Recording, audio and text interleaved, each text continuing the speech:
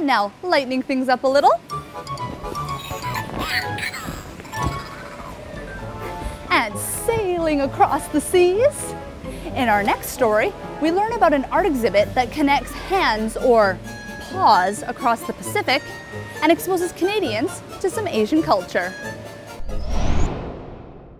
The annual Hands Across the Pacific Arts and Cultural Exchange was developed by a Japanese Canadian who felt a strong need to celebrate the various cultural differences between the two shores of the Pacific. When I look around in Chilliwack, I feel there's not enough cultural. So in our idea, the first idea, we want to bring all the Japanese artwork and display in downtown in the store's front window. That's how we start.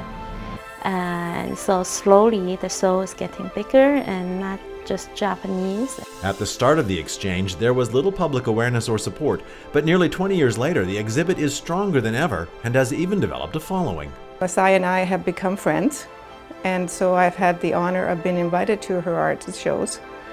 I have met some of the artists. I think it was a great idea. Asai is a very interesting woman. She's a very talented lady herself, and she wants to share things with everybody. She wants to share the art with us here. She wants to introduce our culture to the Chinese culture, to the Japanese culture. She just wants everybody to get to know each other. The priceless works of art are meticulously transported from overseas to Canada, where they can sit for months while waiting for customs to clear each piece. After we put into container, before we can leave Japan, and the customs need to check inside if there's any weapons or drugs and whatever. When we arrived to Vancouver, same thing. This time it takes probably 3 or whole months and been sitting inside the warehouse in the customs. The bill for transportation combined with international insurance is rather expensive, a cost solely on the shoulders of the exhibitor. Because financially it's very costing.